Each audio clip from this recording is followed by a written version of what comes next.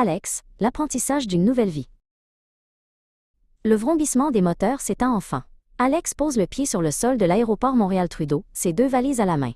Le cœur battant, il respire l'air frais du Québec pour la première fois. Devant lui, le monde semble immense, rempli de promesses et de mots qu'il ne maîtrise pas encore tout à fait. C'est ici que son histoire commence.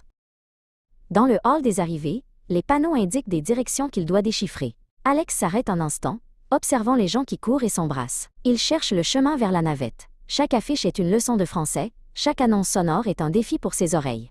Il sourit, car il sait que chaque pas est une victoire sur l'inconnu. Le réseau du métro est un labyrinthe souterrain.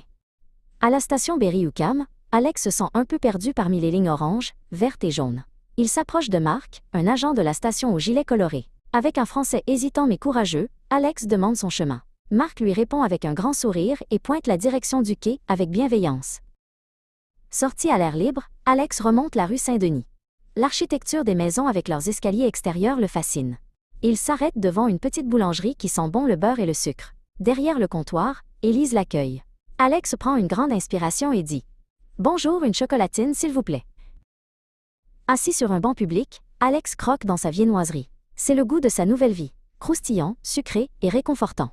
Les passants marchent vite, le vent fait bouger les feuilles des arbres, et pour la première fois de la journée, il se sent un peu chez lui. Ce petit plaisir lui donne la force de continuer sa route. Plus tard, Alex monte dans un bus bondé. À l'arrêt suivant, Madame Solange monte avec difficulté, les bras chargés de sacs de course lourds. Personne ne semble remarquer sa fatigue. Alex se lève immédiatement pour lui offrir sa place, même s'il est lui-même épuisé par son voyage. « Merci infiniment, jeune homme », dit Madame Solange en s'asseyant avec un soupir de soulagement. Elle engage la conversation et Alex fait de son mieux pour répondre. Il parle de la pluie, du beau temps et de la gentillesse qui ne nécessite pas de dictionnaire. En descendant, elle lui serre la main et lui souhaite la bienvenue au pays. Les jours passent et les recherches d'emploi commencent. Alex, qui était technicien dans son pays d'origine, frappe à la porte d'un atelier de réparation. Il rencontre Monsieur Luc, le propriétaire. Alex présente ses diplômes et explique son parcours. Monsieur Luc regarde les mains calleuses d'Alex, signe d'un travailleur acharné. Monsieur Luc lui donne sa chance.